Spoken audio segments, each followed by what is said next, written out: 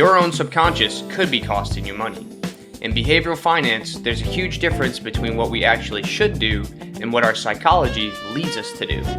In this video, I'm going to be going over 5 financial biases that you might be falling for without even knowing it. First up is familiarity bias. This is when you invest in something because you feel like you know it well or you're familiar with it. A classic example of this would be like buying domestic stocks because you're familiar with your home country and the companies that are there. Or investing in a company just because you're familiar with their product and you use it every day, like you own a Tesla car or you use General Electric products, so you buy Tesla or you buy General Electric. And psychologically, this makes sense. It's like an evolutionary thing to favor the known over the unknown. We know what we're getting with the known, or at least we think we know what we're getting with the known, and that can lead us to buy these stocks that we feel like we might have a better perception of. The big pitfall to this, though, is it's going to lead you to a very undiversified portfolio if you're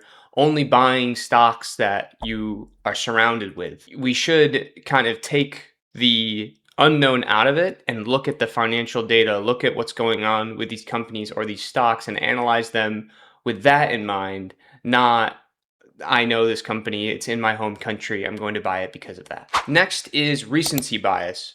And this is the bias that whatever is going on in the news or whatever information you have been given recently, you weight that more than the historical big picture or other information that might be out there. An example of this might be, the stock market's going down for 4 days in a row now. I'm certain it's going to go down tomorrow as well because it recently has been going down. Obviously, this doesn't make sense. You shouldn't just count on what's going on recently to make your future financial decisions. It's fresh in our heads though, so we put a bigger weight on it.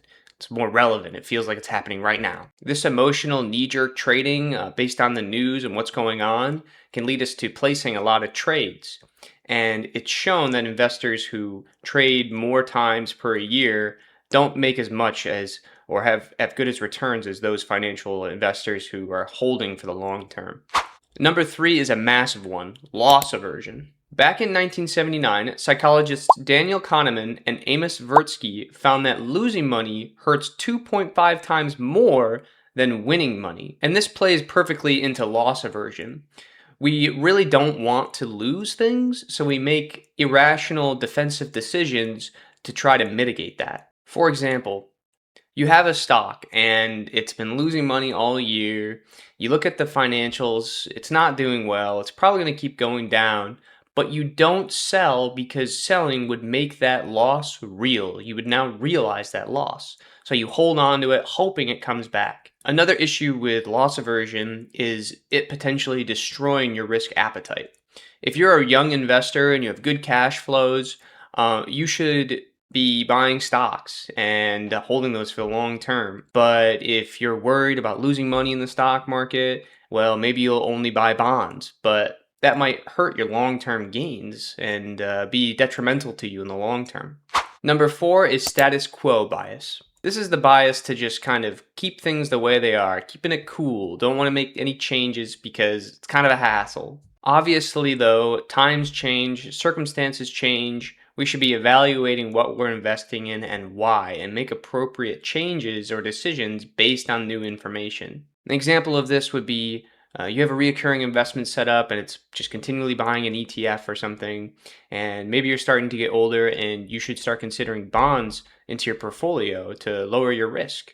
But you don't do that because that's not what you've always done. You don't really know bonds. The status quo is to just continually and keep this recurring investment going. I wouldn't recommend looking at your portfolio every day, but set up a schedule to look at it every quarter or every year to assess what's going on and make appropriate changes. Don't just let it sit forever and not ever make any calculated changes to it. Finally, we have confirmation bias. And with this bias, we seek out information that asserts our beliefs or decisions that we've already made, simultaneously avoiding information or people that contradict what we think. I find this very prevalent today with social media and AI. You can easily get yourself in an echo chamber on some kind of subreddit where, hey, is this stock good? And everyone's going, yes, it's good. You should buy this.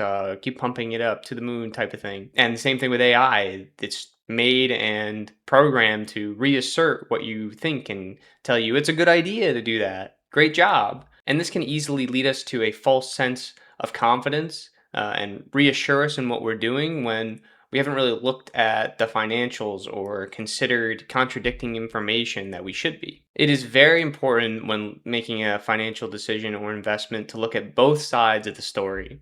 And if you can't find negative information on something that you might be investing in, you should seek it out. Just get that devil's advocate in there. Which one of these 5 financial biases are you most guilty of? Let me know in the comments below, and please like and subscribe for more finance breakdowns. I'll see you in the next video.